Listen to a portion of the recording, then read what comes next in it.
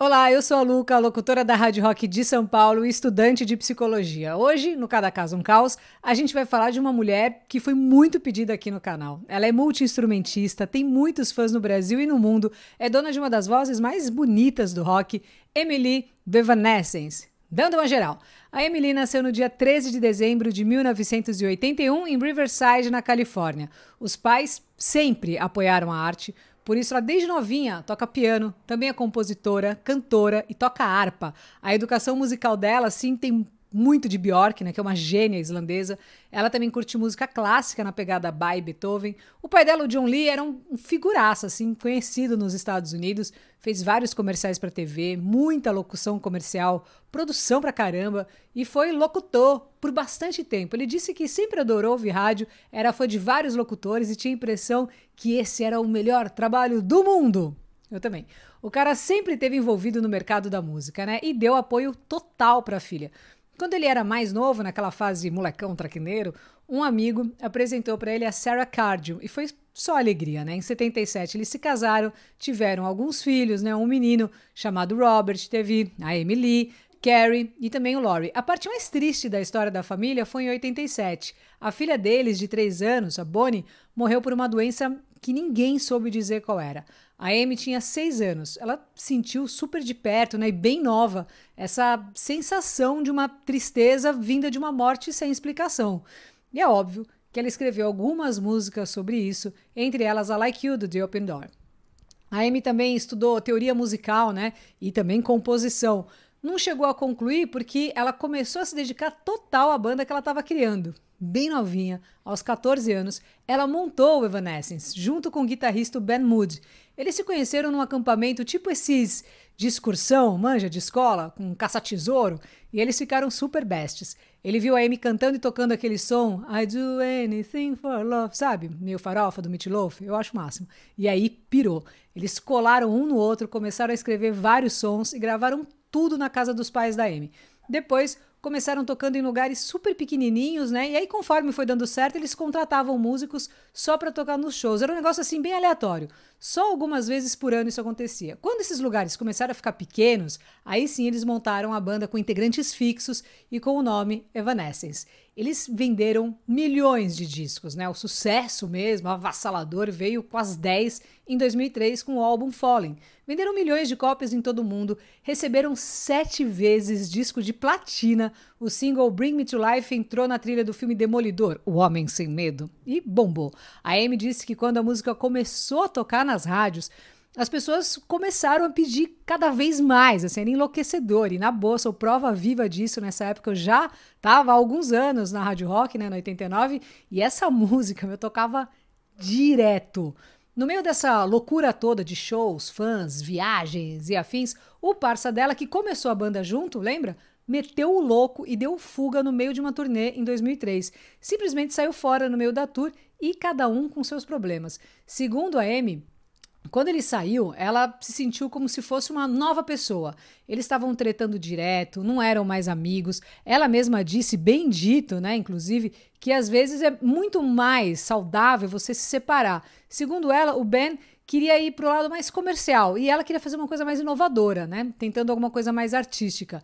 Ela completa dizendo que quando o Ben saiu, ela sentiu que o resto da banda realmente ficou do seu lado e que era a primeira vez que ela realmente precisou ali de um apoio verdadeiro de todos e eles estavam lá para apoiar a Emily.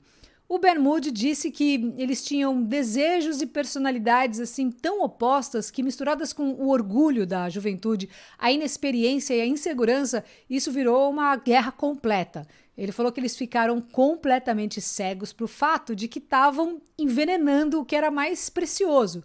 O Ben disse que era uma pessoa horrível e a Amy reagiu da mesma forma. Beleza, ele saiu, a banda seguiu, gravaram, tocaram de novo em tudo que é canto, inclusive se apresentaram no Prêmio Nobel da Paz em 2011, pensa nisso, o evento foi um sucesso, né? Transmitido para mais de 130 países, foi espetacular.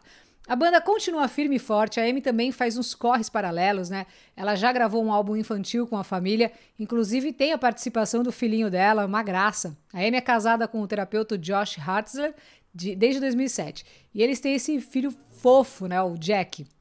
Ele nasceu em julho de 2014. A Amy tem vários brinquedos ali dos anos 80, né, da época que ela era criancinha. Inclusive, ela deixa alguns no estúdio que ela tem em casa. Tem, tipo, lâmpada do Mickey, os ursinhos carinhosos, por aí vai. Atualmente, ela tá para lançar um novo álbum do Evanescence. Evanescence. Durante o isolamento, a Amy disse que está procurando produzir bastante coisa. Ela tem feito também algumas lives, inclusive em uma delas, ela disse que a coragem vem do medo. Ela aprendeu isso com o pai dela, né? Ele que falava isso, que se você vence o medo, então você é corajoso. É aquela história do só tem coragem quem tem medo. Ela fecha esse raciocínio aí dizendo que todos nós vamos conseguir passar por essa. Ela tá total curtindo, né, esse home office aí, entre aspas, né, esse lance do home office é uma coisa muito subjetiva, né, tem gente que adora, outros acham normal, e tem aquela parte que acha mais cansativo, mais trabalhoso, né, porque acaba fazendo muito mais coisa. Aproveita aí a deixa e já conta pra gente aí como que você tá lidando com isso, pra você é mais cansativo, mesmo ou tá de boa trabalhar em casa? Deixa aí nos comentários que eu leio todos. No caso da Amy, ela tá a milhão, inclusive chamou a violinista Lindsay Starling para fazer um som. Ela disse que nesse momento ela tá lutando mesmo ali com os seus próprios problemas no isolamento e é difícil dar conselhos enquanto se tá nessa posição. Ela falou que tá muito ansiosa durante a quarentena, né? Mas que a chave ali para vencer a ansiedade é ser uma pessoa produtiva. E ela está conseguindo, né, superar seus problemas tocando com a banda e afirmou que todos poderiam vencer essa luta contra a ansiedade. Segundo ela, o negócio é mesmo tentar ser produtivo, nem que seja, por exemplo, aí fazendo uma torta. Ela está na pega aí no home office, né, fazendo várias coisas e dessa forma ela se sente mais útil e com mais produtividade fica menos ansiosa. Ela também adora uma videochamada, tá sempre fazendo, é bem interessante, né? Mas enfim, ele tava dando uma choradinha, não dá pra deixar ali, né? Peguei pra fazer uma participação especial aqui com a gente no quadro da Emily. Não tá tortinho, vamos arrumar aqui. Pronto. Mas e aí? Essa história aí de estudo à distância, de home office, né? Isso que a galera fala, eu acho meio estranho, mas enfim, o novo normal. Como que é? Vai ser assim mesmo? O que você acha disso tudo? Fala pra gente. Vamos ouvir nosso querido psicanalista, psicólogo, mestre em psicologia clínica, meu amigo querido, Mário Sérgio Picorelli. Fala aí, Mário. Luca e pessoal, um grande abraço. A pergunta de hoje é se home office e educação à distância vieram para ficar no mundo pós-pandemia, o novo normal. Mas o que é esse novo normal? Eu tenho acompanhado com bastante estranheza, tanto pelas redes sociais como pelo YouTube, uma espécie de movimento que eu chamo de profetas do futuro, alertando que quando as coisas voltarem ao normal, no pós-pandemia, o mundo não vai ser o mesmo que antes e que devemos nos planejar desde já para uma realidade bem diferente da atual, chamada de novo normal. Vi no YouTube uma garota dizendo que o novo normal será morar no campo, fugindo das grandes cidades perigosamente contaminadas. Um outro vídeo de um Instituto X falava das maravilhas das vidas futuras, onde as pessoas passarão a trabalhar em home office sem o estresse do trânsito. E as criancinhas? Todas elas fofas, comportadinhas, diante do computador, recebendo ensino à distância. E por aí vai.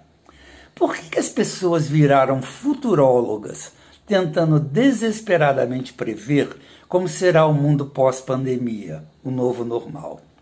A resposta é porque nós, humanos, não suportamos a incerteza. E viver é ter pouquíssimas certezas. A certeza de um futuro incerto e a certeza da morte. Essas são as certezas. Como a incerteza é um estado mal suportado, a primeira coisa que os profetas do futuro fazem é negar a incerteza. E negando, oferecem qualquer coisa que eles acham que tem um cunho de certeza para eles. Como, por exemplo, morar no campo, achar que o home office veio para ficar e assim por diante. Dessa maneira, a angústia da incerteza fica aplacada. Os profetas do futuro talvez se comportem como diz José Saramago no livro Ensaios sobre a Cegueira. Diz ele: penso que estamos cegos. Cegos que veem. Cegos que vendo não veem. Para finalizar, Se o home office e o ensino à distância será um futuro, eu não sou futurólogo, mas se eles forem a regra futura, estamos vendo o alvorecer de pessoas estressadas, psiquicamente enfermas e com seus lares desfeitos.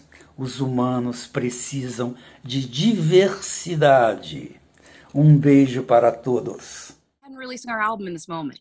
Our fans have been waiting for it for a long time, and this year has already been so full of disappointment and fear. I don't want that for us. I'm ready. We are ready to live in the moment now with our fans, with our songs.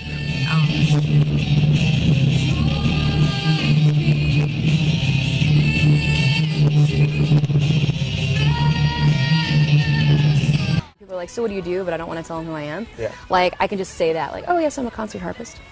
That's what I do. Among other things. Yeah.